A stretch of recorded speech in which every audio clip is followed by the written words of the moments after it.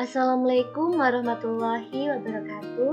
Halo semua, pada kesempatan kali ini kita akan membahas materi kelas 9 yaitu Dinamika Perwujudan Pancasila sebagai Dasar Negara dan Pandangan Hidup Bangsa. Pembahasan pertama kita yaitu mengenai penerapan Pancasila dari masa ke masa. Dapat kalian lihat bahwa penerapan Pancasila dibagi menjadi 4 periode. Yang pertama, pada awal kemerdekaan, yaitu tahun 1945 hingga 1959. Yang kedua, pada masa Orde Lama, yaitu tahun 1959 hingga 1966. Yang ketiga, pada masa Orde Baru, yaitu tahun 1966 hingga 1998. Yang keempat, pada masa Reformasi, dimulai tahun 1998 hingga sekarang. Kita akan mulai membahas penerapan Pancasila pada masa awal kemerdekaan. Pada awal kemerdekaan, penerapan Pancasila sebagai dasar negara dan pandangan hidup menghadapi berbagai masalah. Ada upaya-upaya untuk mengganti Pancasila sebagai dasar negara, dan ada beberapa penyimpangan terhadap nilai-nilai Pancasila. Mari kita lihat apa saja. Yang pertama, pemberontakan Partai Komunis Indonesia atau PKI. Pemberontakan ini terjadi di Madiun pada tanggal 18 September 1948, dipimpin oleh Musso. Tujuan utamanya adalah mendirikan negara Soviet Indonesia yang berideologi komunis. Kedua, pemberontakan Darul Islam atau Tentara Islam Indonesia. Pemberontakan ini dipimpin oleh Sekar Maji Marijan Kartosuwiryo pada tanggal 7 Agustus 1949. Tujuan utamanya adalah untuk mengganti Pancasila sebagai dasar negara dengan syariat Islam. Tetapi, gerakan ini bertentangan dengan ajaran Islam yang sebenarnya. Ketiga, pemberontakan Republik Maluku Selatan atau RMS. Republik Maluku Selatan merupakan sebuah gerakan separatisme yang dipimpin oleh Christian Robert Stephen. Tujuannya untuk membentuk negara sendiri. Yang keempat, Pemerintah Revolusioner Republik Indonesia atau Perjuangan Rakyat Semesta, dipimpin oleh Syarifuddin Prawira Negara dan Vence Sumwal tahun 1957 hingga 1958. Gerakan ini merupakan bentuk koreksi untuk pemerintahan pusat yang pada saat itu dipimpin oleh Presiden Soekarno. Yang kelima, APRA, Angkatan Perang Ratu Adil. APRA didirikan oleh Kapten KNIL Raymond Westerling pada tanggal 15 Januari 1949. APRA melakukan pemberontakan pada tanggal 23 Januari 1950 dengan melakukan serangan dan menduduki kota Bandung, serta menguasai markas staf divisi Siliwangi. Yang keenam, perubahan bentuk negara dari Republik Indonesia Serikat menjadi Negara Kesatuan Republik Indonesia. Ini merupakan salah satu bentuk penyimpangan nilai Pancasila. Konstitusi yang berlaku adalah Undang-Undang Dasar Sementara 1950. Dalam perjalanannya berhasil melaksanakan pemilu pertama di Indonesia yaitu tahun 1955.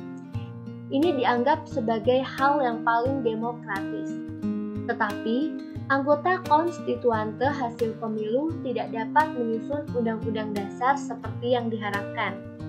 Hal ini menimbulkan krisis politik, ekonomi, dan keamanan yang menyebabkan pemerintah mengeluarkan dekret presiden pada tanggal 5 Juli 1959. Pada periode ini, dasar negara tetap Pancasila.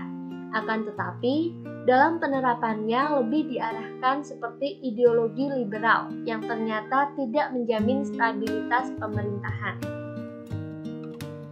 Selanjutnya, penerapan Pancasila pada masa Orde Lama.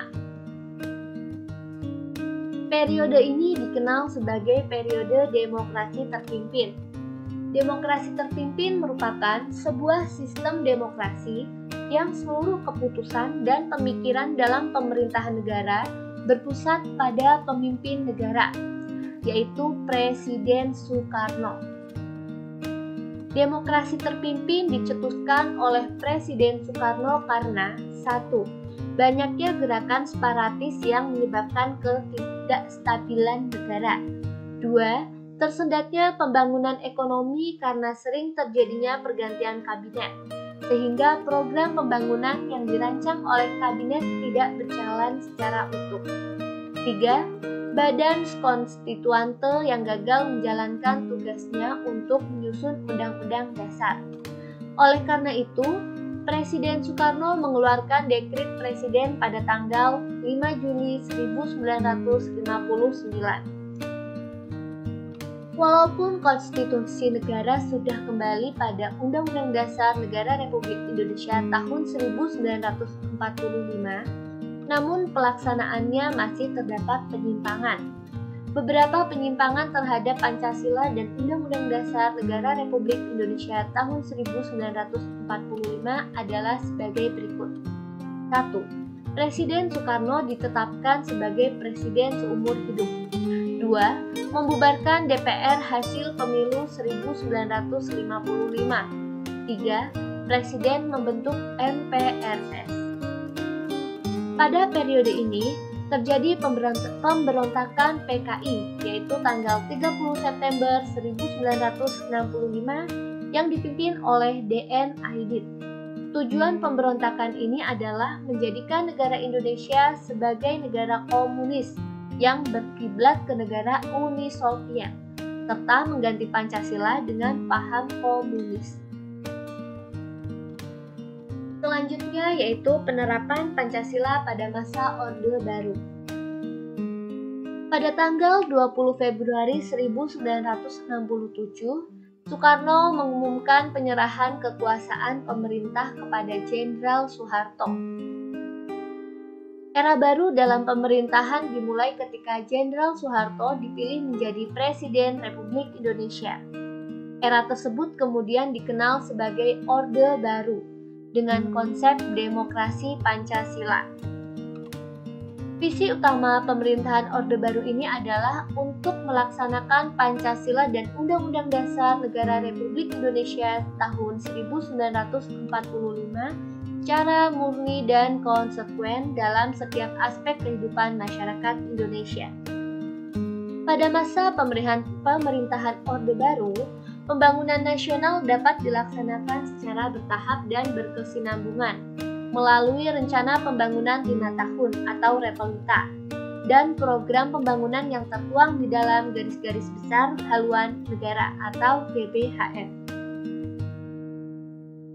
Pada masa ini juga, lembaga kepresidenan merupakan pengontrol utama lembaga negara lainnya, baik yang bersifat suprastruktur maupun yang bersifat infrastruktur. Pada masa ini, kebebasan berpolitik dibatasi, dengan jumlah partai politik yang terbatas hanya 3 partai saja, yaitu Partai Persatuan Pembangunan atau P3, Golongan Karya atau Golkar, dan Partai Demokrasi Indonesia atau PDI. Selanjutnya, penerapan Pancasila pada masa reformasi. Dimulai tahun 1998 sampai dengan sekarang. Masa reformasi dimulai saat Soeharto mundur dari jabatannya dan digantikan oleh B.J. Habibie. Dalam pemerintahannya, B.J. Habibie berusaha untuk memperbaiki sistem ekonomi, mereformasi bidang politik dan hukum, mengeluarkan Undang-Undang Nomor 9 Tahun 1998 tentang kemerdekaan menyatakan pendapat di muka umum. Pada masa reformasi, penerapan Pancasila sebagai dasar negara terus menghadapi berbagai tantangan. Penerapan Pancasila tidak lagi dihadapkan pada ancaman pemberontakan yang ingin mengganti Pancasila dengan ideologi lain. Akan tetapi, lebih dihadapkan pada kondisi kehidupan masyarakat yang diwarnai oleh kehidupan yang serba bebas. Terdapat beberapa hal negatif yang timbul sebagai akibat penerapan konsep kebebasan yang tanpa batas, seperti munculnya pergaulan bebas, pola komunikasi yang tidak beretika, peredaran narkoba dan minuman keras, aksi anarkisme, serta vandalisme, sehingga memicu terjadinya perpecahan dan penurunan moral. Tantangan lain dalam penerapan Pancasila di era reformasi adalah menurunnya rasa persatuan dan kesatuan di antara sesama warga bangsa saat ini. Selain itu, yang harus kita waspadai yaitu adanya penyusupan ideologi luar yang tidak sesuai dengan nilai-nilai Pancasila, baik secara langsung maupun tidak langsung. Hingga saat ini diperlukan komitmen bersama seluruh rakyat Indonesia untuk mempertahankan serta melestarikan nilai-nilai Pancasila dalam kehidupan sehari-hari di segala aspek kehidupan. Nah, tadi adalah materi yang bisa Bu Anggi sampaikan mengenai penerapan Pancasila dari masa ke masa. Jadi, baik pada masa awal kemerdekaan, Orde Lama, Orde Baru, masa reformasi, hingga saat ini, penerapan Pancasila selalu memiliki permasalahan dan kendala. Namun, hal ini tidak menyurutkan semangat penerapan Pancasila dalam kehidupan sehari-hari.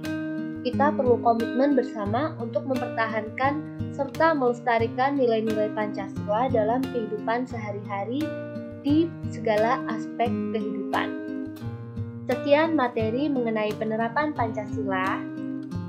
Kita berjumpa minggu depan untuk membahas materi berikutnya. Terima kasih. Wassalamualaikum warahmatullahi wabarakatuh.